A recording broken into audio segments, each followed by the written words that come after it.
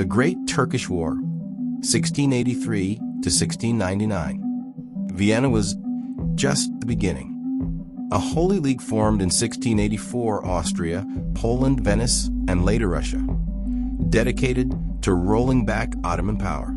What followed was 16 years of nearly continuous warfare. In Hungary, imperial forces under Duke Charles of Lorraine and later Prince Eugene of Savoy systematically reconquered Hungary. Buda, the historic Hungarian capital under Ottoman control since 1541, fell in 1686 after a bloody siege. The Ottoman garrison of 10,000 was almost entirely killed or captured. In the Balkans, Venice attacked Ottoman holdings in Greece and along the Adriatic coast. In 1687, Venetian artillery accidentally exploded Ottoman ammunition stored in the Parthenon, causing catastrophic damage to the ancient temple, one of history's great cultural disasters. In Poland, Polish forces under Sobieski drove the Ottomans from Podolia, though progress was slower than in Hungary. Russia enters. In 1686, Russia joined the Holy League. Peter the Great launched campaigns against the Ottoman fortress of Azov, finally capturing it in 1696. This gave Russia its first foothold on the Black Sea. Internal Ottoman crisis. The military defeats triggered internal upheaval. Sultan Mehmed IV was deposed in 1687 after a Janissary revolt, the first time an Ottoman sultan had been removed by military force. His successors, Suleiman II and Ahmed II, ruled briefly and ineffectively. The empire's military and financial systems were collapsing. Sipahi cavalry, dependent on land grants, couldn't compete with professional European armies. The Janissaries resisted reform. Provincial governors became increasingly independent, some effectively autonomous. The central treasury was bankrupt. The cost of continuous warfare exceeded revenues. The Battle of Zenta, 1697. The war's climax came at Zenta on September 11th, 1697, 14 years, almost to the day, after Vienna. Sultan Mustafa II personally led an Ottoman army into Hungary. Prince Eugene of Savoy, commanding imperial forces, caught the Ottoman army crossing the Tisza River. Eugene attacked while half the Ottoman army was still on the far bank. The result was catastrophic. Perhaps 20,000 to 30,000 Ottomans were killed or drowned trying to escape. Mustafa himself barely escaped. The Ottoman army, as a fighting force, was destroyed.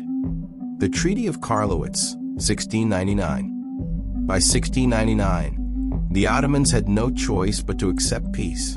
The Treaty of Karlowitz, signed on January 26, 1699, was unprecedented in Ottoman history. To Austria, all of Hungary except the Banat of Temeswar, Transylvania, Croatia, and most of Slavonia. The Habsburgs became the dominant power in Central Europe. To Poland, Podolia, returning lands lost in 1672. But Poland was already weakening. This recovery was temporary. To Venice, the Peloponnese, Morea, most of Dalmatia, and several Aegean islands. Venice's last territorial expansion before its own decline.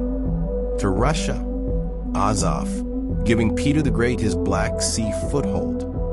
This was the first time the Ottoman Empire had been forced to sign a treaty ceding extensive territories to European powers.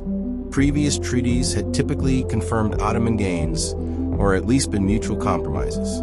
Karlowitz represented a clear defeat. The historical significance.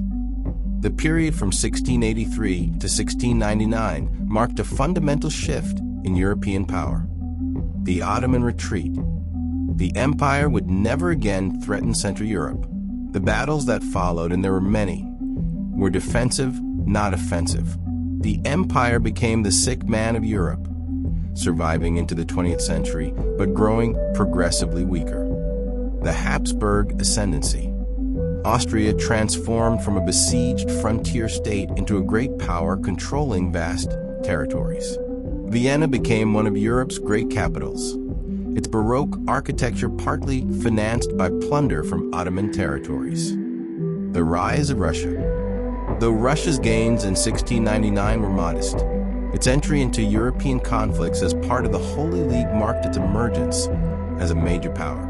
Under Peter the Great, this would accelerate dramatically. The Polish paradox. Poland-Lithuania participated in the Great Victory, but gained little. Sobieski died in 1696, exhausted and embittered. Poland had saved Europe but couldn't save itself. Within a century, it would be partitioned and erased. Military revolution. The Ottoman defeat demonstrated that traditional military systems, based on cavalry and standing feudal armies, couldn't match European professional armies with modern artillery, disciplined infantry, and effective logistics. The military revolution that began in Western Europe in the 17th century had reached Eastern Europe. Religious symbolism. Christians across Europe celebrated Vienna's relief as divine deliverance. Pope Innocent XI instituted the Feast of the Holy Name of Mary on September 12th to commemorate the victory. The battle entered Catholic mythology as a Christian triumph over Islam. The Ottoman zenith at the gates of Vienna and the subsequent decline fundamentally reshaped Eastern Europe's political geography. The retreat of Ottoman power created a vacuum that Austria, Russia, and eventually Prussia would fill. The stage was set for the great power rivalries of the 18th and 19th centuries that would determine the region's fate.